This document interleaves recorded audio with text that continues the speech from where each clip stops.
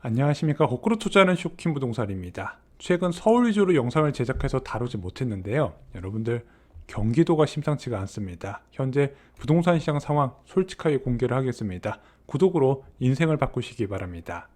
여러분들 경기도 아파트 거래량 아시나요? 지금 경기도 부동산 거래 현황을 보면은 1월 거래량이 4,440건으로 등록됩니다. 2022년 5월 이후에 가장 많은 거래량이에요. 자, 근데 1월 거래량, 초급매가 소진돼서 거래량 늘어났다는 거 다 알고 있습니다. 진짜 중요한 건 2월 거래량이잖아요.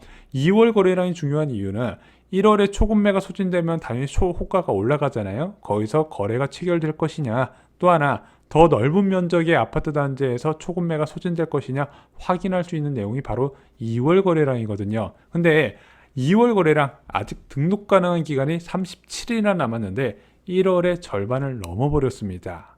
그래서 여러분들께 더 빠른 정보를 드리기 위해 22일까지 등록된 거래량 추세를 이용해서 추측을 해보면요. 2022년 4월 거래량 데이터와 좀 비슷하네. 그때 4월 22일 거래량이 2098건이었습니다. 자, 그러면은 2022년 4월 거래량보다 현재 거래량 추세가 더 많네. 그러면은 2022년 4월 거래량을 보면 대략적으로 어느 정도 거래량이 나올지 산출이 되잖아요. 2022년 4월 거래량이 6,642건이었습니다.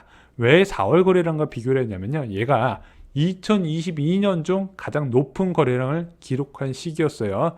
대선 전후로 해서 1기 신도시의 수요가 꽤 많이 유입됐고 그때 거래량이 약간 반짝 올라갔던 시기거든요. 근데 2월 아파트 거래량이 그거랑 비슷하거나 더 높을 가능성이 있습니다. 그래서 만약에 경기도 아파트 거래량 2월 달에 7,000건 정도가 등록된다면요. 이거는 2021년 10월 이후에 가장 많은 수치가 됩니다. 자, 2021년 10월에 기준금리 몇 퍼센트였는지 기억나세요? 이때 기준금리 0.75%입니다. 그만큼 거래가 많이 늘어났다는 거예요. 자, 서울도 거래량 늘어났다는 얘기 많이 말씀을 드렸지만 경기도는요, 증가폭이 서울보다 훨씬 큽니다. 경기도 지역 아파트 거래량 증가의 좀 특징을 좀 말씀드릴 필요가 있을 것 같아요. 어디서 거래량이 많이 증가했냐? 하락을 많이 한 대단지에서 강한 매수세가 들어오는 거는 서울이나 경기도는 비슷한데요. 특히 9억 이하 아파트의 거래가 급속도로 많이 붙고 있습니다. 동탄 2신도시 하우스 디더레이크 24평을 보면서 예를 들어 드리겠습니다. 이 아파트 24평 최근 3개월 사이에 17건이 등록됐거든요. 근데 이제 작년 1월부터 11월까지 11개월 동안 거래량이 20건이었습니다. 3개월 동안 거래량이 지난 11개월 거래량과 맞먹는다는 거예요. 아직 2월 거래량 다 등록도 안 됐잖아요. 비슷할 가능성도 있습니다. 그만큼 최근에 거래가 많이 몰린 거예요.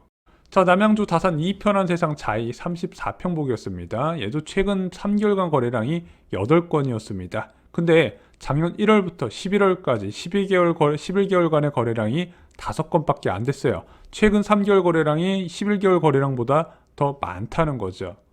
자, 위례 꿈의 그린 위례 24단지 21평 보겠습니다. 여기 최근 3개월 거래량 9건이었습니다. 그런데 작년 1월부터 11월 거래량이 5건밖에 안 됐네요. 거래가 확실히 늘어났죠. 근데 재밌는 거는요. 자, 이 꿈의 그린 위례 다른 평수도 있을 거 아닙니까? 21평이 제일 작으니까 24평, 30평대도 다 있는데 문제는 9억 초과 주택은 최근 6개월간 거래가 하나도 없이 21평, 9억 이하 주택만 거래가 됐다는 겁니다. 자, 쇼킹 부동산 구독자분들도 많이 구입하신 산성역 포레스티아 29평 보겠습니다. 최근 3개월 동안 거래가 18건이 등록됐습니다. 근데 2021년 1월부터 11월까지 거래량 봤더니 19건이에요. 그러면은 최근 3개월 거래량이 작년 11개월 동안 거래량보다 더 많을 가능성도 있다는 거죠. 재밌는 거는 얘도 33평, 이제 34평 면적이 있거든요. 걔는 9억이 넘어요. 9억 초과하는 주택은요, 2022년 이후에 단 4건밖에 거래가 등록이 안 된 겁니다. 아니, 9억 이하 주택에 왜 이리 거래가 붙었지? 자, 지금 저도 처음에는 아니라고 생각했는데 이 특례보금자리로는 영향을 무시할 수가 없을 것 같습니다.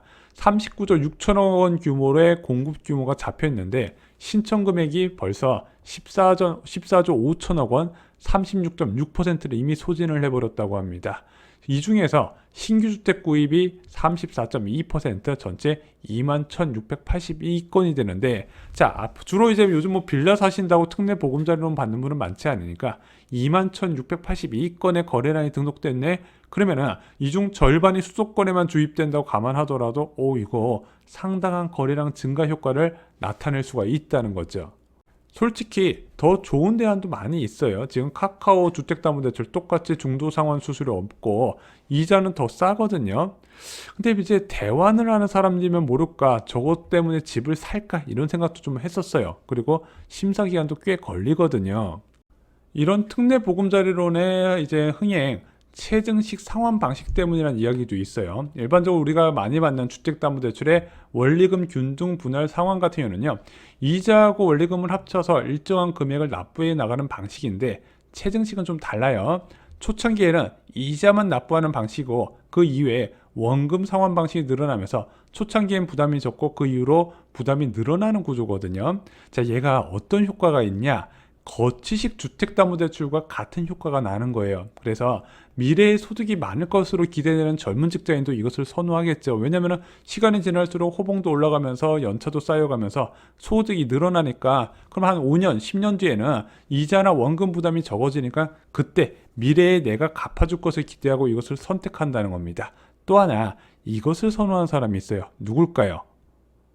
주택을 단기 보유 계획이 있는 경우에, 야, 지금 집값이 진짜 싸니까 이자 부담을 최소화하는 체증식 상환 방식으로 대출을 받아서 집을 사야겠다, 이런 사람들이 많이 있다는 거죠. 또한 DSR 예외가 되는 것하고 LTV 한도가 많이 적용되는 것도 많은 이제 선호도가 높은 이유가 됐습니다.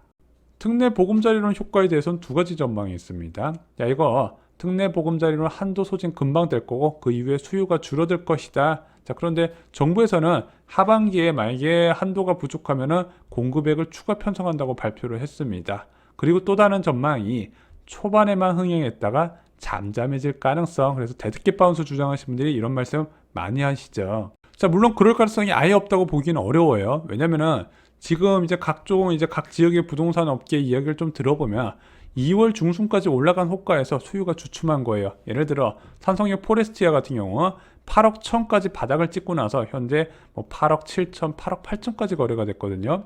자, 그 다음에 거래가 계속되니까 집주인들이 호가를 올려요. 어디까지 올렸다? 9억까지 올렸다. 근데 9억이 되면은 이게 특례 보금자리론 대상이 안 될 가능성이 있다 보니까 수요가 주춤하고, 이거보다 낮은 호가 되면 연락 주세요 해가지고 전화번호 남기는 사람들이 그렇게 많다고 합니다. 그래서 현재는 매도자하고 매수자가 기싸움을 벌이는 중이에요. 그래서 저는 아직까지 전망이 좀 조심스럽지만 4월, 3월 거래량은 좀 다소 줄어들 가능성이 있지 않을까, 이렇게 생각을 합니다. 그래서 앞으로 부동산 시장의 호재, 악재에 따라서 누가 기싸움에서 이길 것인지 결과가 나올 것 같아요.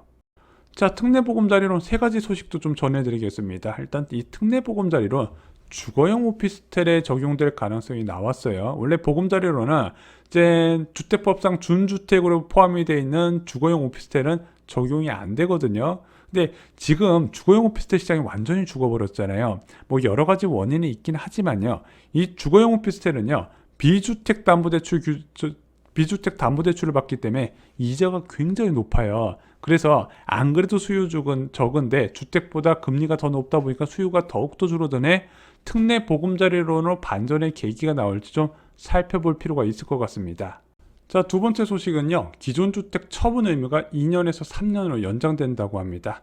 원래 1주택자가요, 비규제 지역에 추가로 주택을 살 때는요, 기존 주택 처분 의무가 없어요. 근데 이 특례 보금자리론은 이 모기지 정책상 기존 주택 처분 조건으로만 이 정책 모기지를 받을 수가 있거든요. 왜냐면 다주택자가 이 정부 정책의 혜택을 받으면 안 되니까. 근데 원래 2년이 됐던 거를 3년으로 연장해 준다고 합니다. 아마 일시적 2주택 제도 개선에 발맞춘 것 같아요. 그리고 특례 보금자리론 금리가 낮아질 가능성도 지금 많은 사람들이 주목을 하고 있습니다. 원래 보금자리론은 매달 금리를 공시를 하죠. 그래서 국채금리를 기반으로 해서 이제 금리가 산출이 되는데, 지금 국채금리가 이거 계획했을 때보다 좀 더 낮아졌거든요. 근데 다시 또 국채금리가 뛰었어요. 그리고 수요가 너무 많이 몰렸잖아요. 만약에 금리를 내리면 수요가 더 몰릴 것이다. 이미 주택금융공사가 지금 거의 뭐 포화 상태, 뭐 한계치에 왔다는 얘기가 나오니까 아마 수요도 많고 국채금리가 상승 추세라 고려는 안 할 것으로 보여집니다. 아마 제가 볼 때는 특례 보금자리론 금리가 낮아지려면 4월이나 5월 정도는 돼야 될 것으로 보여집니다. 자, 이제 3월 이후 부동산 시장이 어떻게 될까요?